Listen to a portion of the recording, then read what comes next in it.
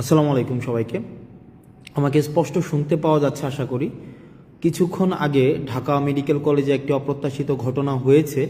আমরা শুনতে পেয়েছি যে ঢাকা মেডিকেল কলেজে যারা ডাক্তার রয়েছেন তাদের উপর একটা অতর্কিত হামলা হয়েছে।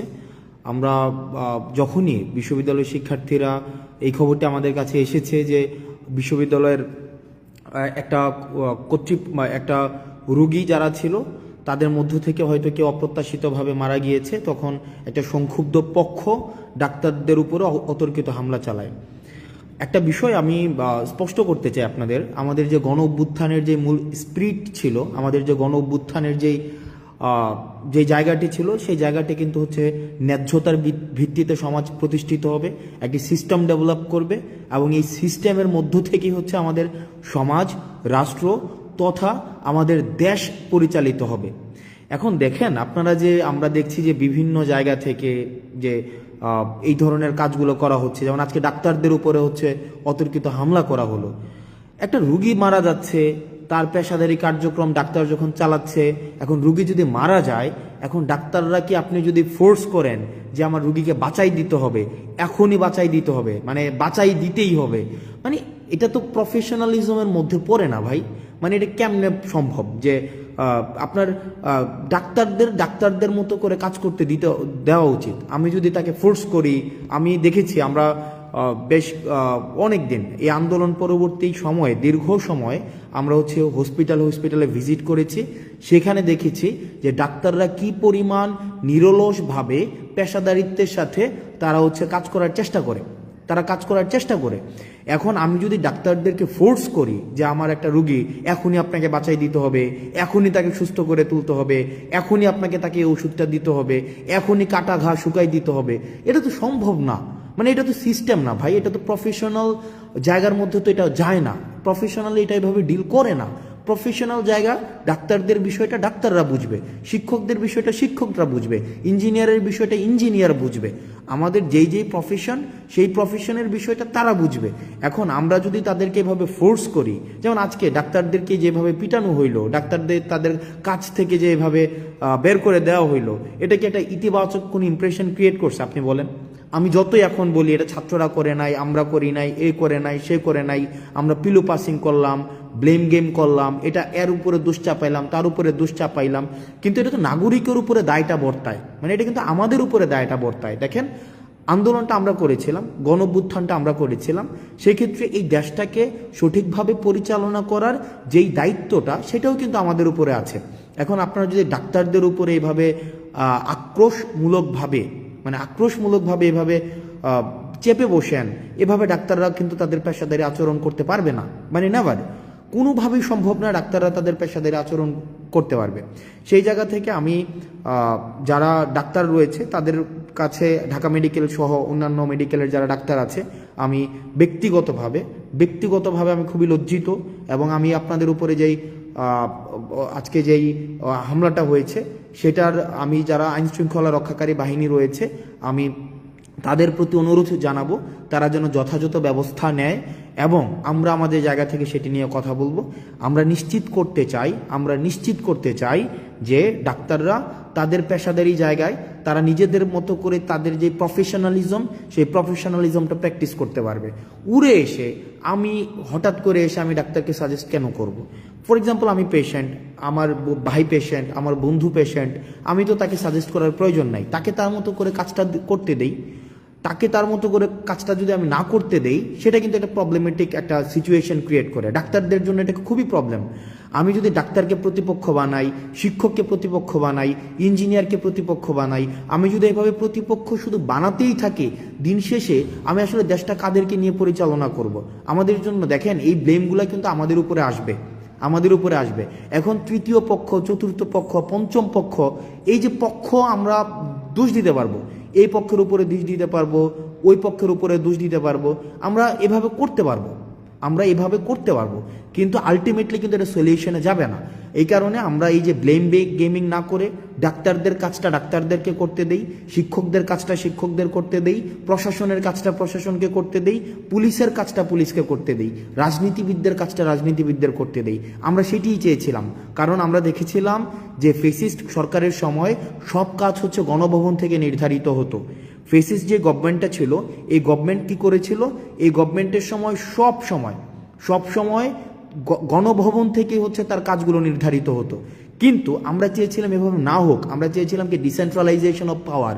ডিসেন্ট্রালাইজেশন অফ পাওয়ারের মধ্য দিয়ে কি হবে, যার কাজটা সেই করতে পারবে। ডাক্তারদের কাজ ডাক্তাররা করবে, রাজনীতিবিদের কাজ রাজনীতি করবে, তারপরে হচ্ছে মিডিয়ার কাজ মিডিয়া করবে। কিন্তু আমরা দেখেছিলাম সেটা না হয়ে কি হয়ে গিয়েছিল, সবগুলো একসাথে ব্ল্যান্ডেড হয়ে গিয়েছিল। আর যখনই ব্ল্যান্ডেড হয়ে গিয়েছিল তখনই প্রবলেমটা হয়েছিল কি, ফেসিজমের উৎপত্তি হয়েছিল। তো সুতরাং আমি আপনাদের কাছে অনুরোধ করব, আপনাদের জায়গা থেকে অনুরোধ করব, বিভিন্ন জায়গাতে বিভিন্ন ডাক্তারদের উপরে, শিক্ষকদের উপরে এই ধরনের যে অপ্রত্যাশিতভাবে হামলাগুলো হচ্ছে সেগুলো নিন্দনীয়। এগুলো কোনোভাবেই কাম্য না। এখানে পাওয়ার পলিটিক্স, পেশি শক্তি বা সিস্টেমের বিরুদ্ধে গিয়ে কোনো ধরনের জোর করে বাধ্যতামূলকভাবে কিছু করানো, এই বিষয়গুলোকে কখনোই আমরা স্বাগত জানাই না, এগুলোকে আমরা পৃষ্ঠপোষকতা দেইও না। এগুলো হচ্ছে আমাদের যে গণঅভ্যুত্থানের যে মূল স্পিরিট ছিল, আমাদের যেই গণঅভ্যুত্থানের যেই জায়গাটি ছিল, আমাদের যেই গণঅভ্যুত্থানের আমরা সবাই যে নেমে এসেছিল রাস্তায়, সেই জায়গাটির সাথে সাংঘর্ষিক। সুতরাং আমরা যদি একটা দেশ গড়তে চাই, আমরা যদি একটি বৈষম্যহীন দেশ গড়তে চাই, সেই দেশের মধ্যে যার কাজটা তাকেই করতে দিতে হবে। পরিশেষে ডাক্তারদের সাথে যে আজকে যে ঘটনাটি হয়েছে সেটিকে আমরা নিন্দা জানাচ্ছি এবং আমরা প্রত্যাশা করব এই ধরনের ঘটনার কখনোই পুনরাবৃত্তি হবে না। এবং ডাক্তার সংশ্লিষ্ট যারা রয়েছেন, আপনারা যে নিরলসভাবে কাজ করে যাচ্ছেন সেটিকে আমরা স্বাগত জানাই। আপনারা যে নিরলস কাজটাকে আমরা সম্মান জানাই। আপনারা এই ক্রাইসিস মোমেন্টে যেভাবে নেমে এসছেন, আপনারা যেভাবে সেবা দিয়ে যাচ্ছেন, আমরা এটা স্বীকার করি যে চিকিৎসা খাতে অনেক ধরনের অসামঞ্জস্য রয়েছে, কিন্তু কিছু ডাক্তার রয়েছে তাদের জায়গা থেকে তারা নিরলসভাবে কাজ করে যাচ্ছেন। আরেকটি বিষয় সেটি হচ্ছে যে আপনারা অনেকে কমেন্টে গালাগালি করেন, বিভিন্ন বিষয়ে গালি দেন, বিভিন্ন বিষয়ে আপনারা বলেন যে পেইড পলিটিশিয়ান, আমরা টাকা খেয়েছি, তারপরে সেগুলো বলেন। আমার কাছে সেগুলো ভালো লাগে, এই কারণে ভালো লাগে কারণ আমাদের যে আন্দোলনটা ছিল, আমাদের আন্দোলনটা হচ্ছে আপনার এই গালির অধিকারটার জন্য। এই যে আপনার কমেন্ট বক্সে আপনার ব্যাকস্পেস ব্যবহার করতে হচ্ছে না, যে এটার জন্যই কিন্তু এই গণঅভ্যুত্থানটা। এই যে আপনাকে ব্যাকস্পেস ব্যবহার করতে হচ্ছে না, আপনি গালি দিতে পারছেন আমাকে, আপনি আমাকে তুই বলতে পারছেন, আপনি আমাকে খুব অপভাষা ব্যবহার করতে পারছেন, আপনি আমাকে বলতে পারছেন যে আমি হচ্ছে টাকা খেয়েছি, ঘুষ খেয়েছি। এই যে এটা বলতে পারছেন না, কুত্তার বাচ্চা বলছেন না আপনি, এই যে কুত্তার বাচ্চা, তুই তোর পরিবারের সবার কুত্তার বাচ্চা, আমি শেষ পর্যন্ত আপনার এটার জন্য আমি ফাইট করে যাব। অর্থাৎ আপনি যেন এটা বলতে পারেন, কারণ অতীতে আমরা এটাও বলতে পারতাম না। আপনি যদি অতীতের সময়গুলো দেখেন, অতীতে কিন্তু আমাদের এটা বলারও অধিকার ছিল না। সুতরাং আমরা আপনার এই গালিটার জন্য আমরা ফাইট করেছি, আপনার দ্বিমত প্রকাশের জন্য আমরা ফাইট করেছি, এবং দ্বিমত প্রকাশটাই আমরা চাই যে আপনারা দ্বিমত প্রকাশ করতে পারেন। শুধুমাত্র সহমত প্রকাশ করবেন, আমি শুধু যেটা বলবো সেটাই আপনি বলবেন, আমরা এটা চাই না। আপনার যেটা মত, সেই মতামতটা হচ্ছে আপনি যেন ঠিকভাবে প্রকাশ করতে পারেন, আমরা সেটার জন্যই হচ্ছে আমরা ফাইট করেছি। এবং আমাদের এই আন্দোলনটা অব্যাহত থাকবে, আমাদের সংগ্রামটা অব্যাহত থাকবে। কারণ আপনি যদি এই সংগ্রামটা অব্যাহত না রাখেন তাহলে আপনাকে মিউট করে দেওয়া হবে। আপনি যে গালি দিচ্ছেন এখন স্বাধীনভাবে, আপনার মাথার মধ্যে কিন্তু এই চিন্তা নাই যে আপনাকে ডিজিটাল সিকিউরিটি অ্যাক্টে আপনাকে ধরে ফেলবে। এটার জন্যই ছিল আমাদের আন্দোলন। আপনি স্বাধীনভাবে গালি দেওয়ার স্বাধীনতা পেয়েছেন, আপনার স্বাধীনতার জন্য এই গালি দেওয়ার জন্য আমরা হচ্ছে ফাইট করব, সংগ্রাম করব, যেন আপনি স্বাধীনভাবে গালিটা দিতে পারেন। আমাকে যেন আপনি বলতে পারেন আমি কুত্তার বাচ্চা, আমাকে যেন বলতে পারেন যে আমি হচ্ছে যে টাকা খেয়ে আন্দোলন করেছি, আমাকে যখন বলতে পারেন যে আমি ঘুষ খেয়েছি, আমাকে যেন বলতে পারেন আমি 10 কোটি টাকা খেয়েছি।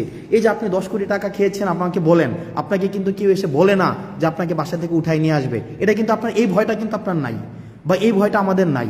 এই যে ভয়টা নাই, এটার জন্যই হচ্ছে আমাদের এই যে সংগ্রামের সফলতা।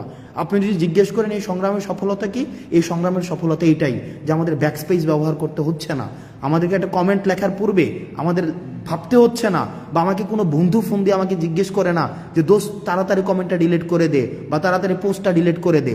এইটার জন্যই হচ্ছে আমাদের আন্দোলন। এবং আমি মনে করি এই জায়গায় হচ্ছে আমাদের সফলতা, যে আপনি অন্তত স্বাধীনভাবে গালি দিতে পারছেন, সবাইকে স্বাধীনভাবে গালি দিতে পারছেন। কিন্তু আমরা একটা জায়গায় স্পষ্ট করতে চাই, স্বৈরাচার ফেসিস্ট হাসিনা আমাদেরকে বিভিন্নভাবে দমন করার চেষ্টা করেছে, আমাদেরকে বিভিন্নভাবে আমাদেরকে ব্লেম দিয়েছে, ট্যাগ দিয়েছে, আমাদের অর্থ লোপাটের আমাদের অভিযোগ এনেছে, কিন্তু কিচ্ছু করতে পারেনি। কারণ আমাদের নৈতিক যেই শক্তিটা, মানে নৈতিক যে শক্তিটা, এই নৈতিক শক্তি হচ্ছে আমাদের সততা। আমরা সৎ ছিলাম আমাদের জায়গা থেকে। কোনো ধরনের আজকে পর্যন্ত, এখন পর্যন্ত আমি যখন আপনার সাথে কথা বলছি, এখন পর্যন্ত আমাদের কোনো ধরনের যেই আপনার লিগ্যাল কোনো এলিগেশনস আজকে পর্যন্ত প্রমাণ করতে পারিনি। তো সুতরাং আমরা আমাদের যতক্ষণ পর্যন্ত আমাদের নৈতিকতার জায়গাটা স্পষ্ট থাকবে, স্বচ্ছ থাকবে, ততদিন পর্যন্ত এই সংগ্রামটা চলবে। আপনাদের অনেকে বলেছেন যে 10 কোটি টাকা আমরা খেয়েছি, 10 কোটি 20 কোটি 30 কোটি লাক্সারিয়াস গাড়িতে চলাফেরা করি। ব্যক্তি আসনাদ আবদুল্লাহ, ব্যক্তি সার্জিস আলম, নাহিদ আসিফকে যারা আগে থেকেই চিনেন, আমাদের যে বিষয়টা, এই যে লাইভ বন্ধ করেন সমস্যা হবে, এই কমেন্ট এখন আর করতে হয় না। যে ফেসবুক পোস্ট ডিলিট করেন সমস্যা হবে, বা কমেন্ট ডিলিট করেন সমস্যা হবে, এই যে কমেন্ট ডিলিট করেন সমস্যা হবে, লাইভ বন্ধ করেন সমস্যা হবে, এই যে কাজটা করতে হচ্ছে না, এটাই আমাদের সফলতা। এই যে আজকে মানে আমি বিশ্বাস করেন, আপনারা যখন কমেন্টে গালি দেন, আমি মনে করি যে না, ফাইন, এটার জন্য আমরা ফাইটটা করেছি, যে আমরা অ্যাটলিস্ট স্বাধীনভাবে আমরা গালি দিতে পারি, অ্যাটলিস্ট স্বাধীনভাবে আমার মত প্রকাশ করতে পারি। কেউ এসে আমাকে ফোন করে বলছে না যে কমেন্টটা ডিলিট করে দাও, যে তোমার সমস্যা হবে, বা পোস্টটা ডিলিট করে দাও, তোমার সমস্যা হবে, বা লাইভটা বন্ধ করে দাও, তোমার সমস্যা হবে, বা লেখাটাকে মুছে ফেলো, তোমার সমস্যা হবে।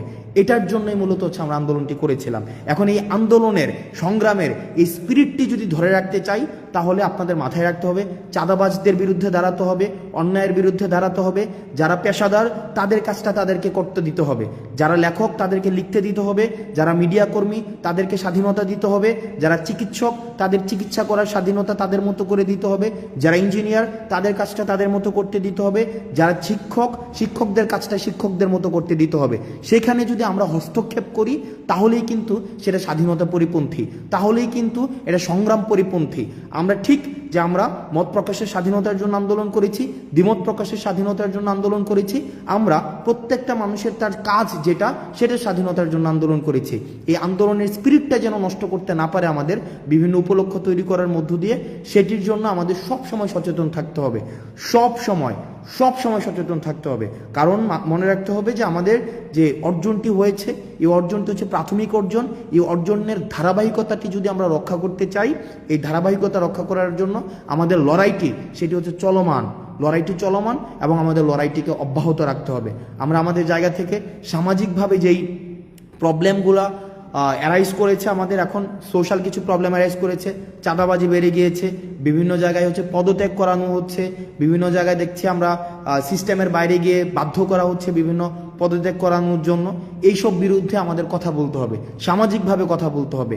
এখানে এমন না যে এটা নেতা নির্ভর, একজন নেতাই কথা বলবে, প্রত্যেকের জন্য ওপেন ফ্লোর।